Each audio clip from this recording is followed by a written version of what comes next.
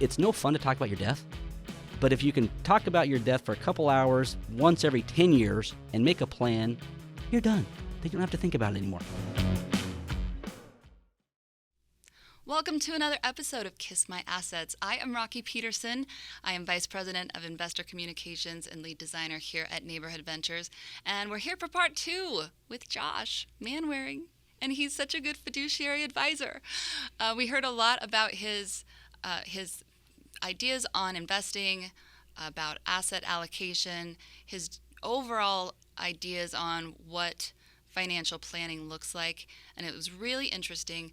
For this part, we want to go into something that I am not familiar with at all. It will surprise no one. I was never really interested in this stuff until I got more into the investing world. And you mentioned this, that once someone makes that initial savings account or makes that initial investment, it's doing something is better than nothing. And everybody's investment journey or financial literacy journey is different. Where did yours start? I know you're from Idaho. I'm from Idaho, but I didn't grow up there. Give me a little bit of your background, your education. What got you interested in? Did you always want to be a fiduciary advisor when you grew up? Definitely not. Tell me all about it. Yeah. How many of us actually do what we think we're going to do when we were a kid? I grew up in a family of 8 kids, and my dad was kind of an entrepreneur of sorts. And what interested me in money was... Wait, hold on, real quick. Yeah. Eight children, then? Yeah. In one family? In one family. Are you guys close? Yeah, we are, believe it or not. I don't know if I do believe it. But I will. I will also suspend disbelief. Well, we have to be close because we were always together for all those years. You raised each other. Yeah. Yeah. Yeah. And it's funny, when I look back, I hear people with 8 kids. That's a lot. It seems like a lot, but looking back, that's how it was, so I didn't know any different. Right. Yeah, we just kind of accept reality as it is. Right. And I have 4 kids now, and I'm like, how in the world can I survive with 4 kids? Yeah. It's crazy. Yeah. Someone once told me, do you know your real number of kids? Like what you were meant to have? What? How do you figure that out? When you have one too many. Sorry, Pearl. But it's true. Yeah. I could have been happy with 3. You get that one, and you're like, oh my gosh. You're like, oh, this was a bad idea. Yeah, we should have stopped. Can't give them back, though. That's true. All right. I'm so sorry I interrupted your train of thought. Can you get back there? Yeah, no problem. He was an entrepreneur. Okay. 8 kids, and it was just kind of like we had to fend for ourselves.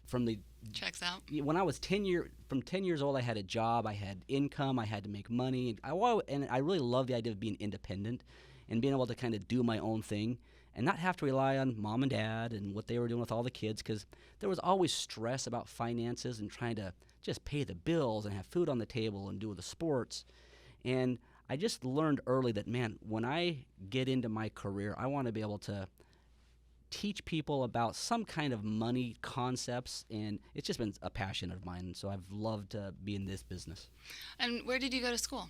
So I went to a school called Rick's College, which is now BYU, Idaho. Mm-hmm. I really spread my wings in eastern Idaho. I went 30 miles this way, and I got my degree there. Then I went 30 miles the other way to Idaho State in Pocatello. You're an inspiration to us all. I really... The adventure. Yeah, I spread my wings. Adventurous spirit. Oh, that's me. And what did you study there? I studied business. Oh, okay. Yeah, at both places. And so at ISU, I studied business and got a degree there. And then I really spread my wings and moved to Boise for 10 years and did real estate, finance, and investment there. And was there someone in your formative years or even in your college years that really impacted you, either from a personal standpoint or from a mindset, a financial-based mindset? Yeah, there was really someone who I loved to connect with, and some people love him, some people hate him, but it was Dave Ramsey. Mm-hmm. And the reason I love him is he's very clear at what he believes. He teaches people how to get out of debt, spend less than they make, and how to invest their money. And, he was a real estate investor, and he lost everything and came back and built his fortune. But he continues to teach people. I don't know if there's been anybody that's been so influential on society for money than him. I don't like everything he says. I don't agree with everything he says, but he was very, very influential as I learned about how money works.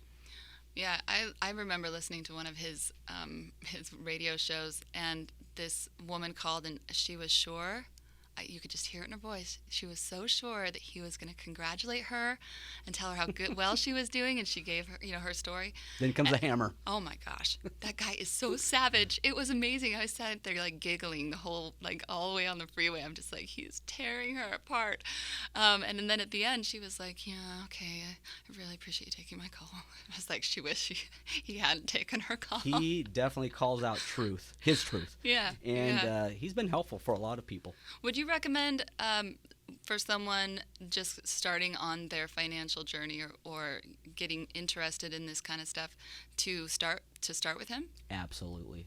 Okay. Absolutely. His book, Total Money Makeover, is something that has influenced millions of people. There's the thing he teaches in there that you just can't argue with. And it's just concepts everybody can live by. And there's a few other books that get mentioned a few times in this podcast, and certainly as we discuss things. And it's Rich Dad, Poor Dad, Mm-hmm. and then something I read when I was, I think, 10, and there must have been some incentive. It was The Millionaire Next Door. Both of favorite books of mine. Yeah. Both. Wow, Walt and Lori didn't do too bad then. Although they actually kind of did a terrible job, because my financial plan in my early 20s was I was sure I was either going to write a hit song, because I used to write music, or I was going to write a bestseller. And so I spent money like I already had in advance. It was super weird. Hey, you were living the future. Yeah, the narcissism runs real deep. We just don't look. So my financial plan now is different. I actually spend less than I make. It's like that Saturday Night Live skit where he's like, if you don't have the money, you don't buy it. And they're like, wait, what? It's simple. If you don't have the money. Well, wait, so if you want it, though? No. If you don't have the money, you don't buy it. And you mentioned in the other when we were talking before, that income is paramount to someone's success, and what you're referencing is basically that they are earning more than they spend. Right. Okay. Yeah. All right. So tell me. So thanks for your background and letting bet. me go on those tangents. It's my favorite thing to do. Tell me a little bit about the other side of what you do, and maybe it's not even the other side, but a component of your business that is trusts. Yeah, no, one of the things we help people with is helping them do estate plans. And part of when people try to put a plan together, they need to have some estate planning documents. So when life doesn't go perfect, there's some documents in place that tell people what to do. And so one of the things that I used to do, and I still do regularly, is when people need some of those planning documents, I would refer them out to an attorney. And the challenge with sometimes referring out to an attorney, it can take a long time to get it done. They have to go to the attorney's office. And meeting with attorneys is probably right below going to the dentist. Not that all attorneys are bad, but they're kind of a pain to work with. And so we help them do these documents. We can do that in our office. And so what we do is we help them do trusts and wills and some of the other planning documents. Now, these documents are prepared by attorneys, but we can do them in our office. Okay, that's fantastic news, because I actually had a trust created in a dentist's office. It was as painful. And one thing that my attorney said that I felt that has kind of stuck with me is that owning property through contract is the simplest way to own property legally. And by that he means if it's to switch hands or if it needs to be managed by someone else, because even if someone passes in it and it passes on to their spouse or to their children, it's still kind of thorny unless that property is owned by contract. Did he explain that right? Am I explaining that right? Because I can see a lot of people saying, well, why do I need documents? I mean, it's just going to go to my spouse or to my kids. Like, why wouldn't they just sort of, let it run its course? Yeah. And so typically the reason someone decides to do a trust is because they want to have a plan to where if they become incapacitated, that someone can work through their affairs, or when they pass away, that it avoids probate. And what that means is if they have their house, for instance, in a trust and they pass away, it avoids probate and the trust already owns the house. And whatever instructions they have to how their assets get dispersed, it just happens rather than have to go through a public process like probate. Well, and I can tell you from a cost perspective, I'm not sure what you charge for that, but when I had the trust created, I think it was like around $4 or $5 grand. Mm-hmm. It was quite expensive, and it came to me in a really lovely binder, like exceptionally lovely. I'm like, gosh dang it. Like, that's probably part of what I'm paying for. I'm like, you could just put it in a manila envelope. That'd be fine. But I'm not sure how you give your clients their final documents. Yeah. Hopefully in a manila envelope so they don't get suspicious of that high charge. But how much do you charge? Well, so when you get a trust, I mean, they can run anywhere from $1,000 all the way up to $20,000. Depends how complicated your estate is and what you want to have done with your money. Typically, my clients have pretty simple ideas of what happens to their estate when they're gone or what they need to have happen if they come incapacitated. And so, our trust packages are pretty simple. And typically it's about $795. What we do is we run specials, and right now we're doing everything for $595 for the entire trust package from now to the end of the year. And that gets them a trust and a will and all the documents they need, like a financial power of attorney, a health power of attorney, all those things. And so it's a great value that we're able to offer. Yeah, even as we're sitting here, I'm like, don't have that anymore. Don't have that anymore. I might come see you. Great. I mean, I will. I should. Sweet. Yeah. What is the most interesting? Has there ever been like a really interesting either clause or instruction like that's kind of stood out to you, either in it being kind of extreme or strange? Yeah. So what people really like is they like the idea of being able to control their money kind of from the grave. And so what happens, it's kind of like this hand sticking out of the grave saying, no, you can't spend this money here or there. That's amazing. Most inheritance are blown in like 90 days. So most money that passes on to the next generation just disappears on jet skis and boats and cars and smokers and all exactly. And so what a trust really can help somebody with is if they've created some wealth and they've got a house that's going to be paid for, they've got IRAs and accounts that they have paid for, what it does is it provides them some direction on what happens to that money to go to their kids, let's just say. And most people have one or two kids that might be kind of a spendthrift, or they might have some kind of an issue with dependency on substance. And so what parents can do, and I've seen this happen a lot, is, hey, when I die, my kid's not going to get a lump sum of money. Right. He's going to get a check on his birthday every year for 20 years. Now, if a kid's really responsible, they might just give them a lump sum. But people can get really creative.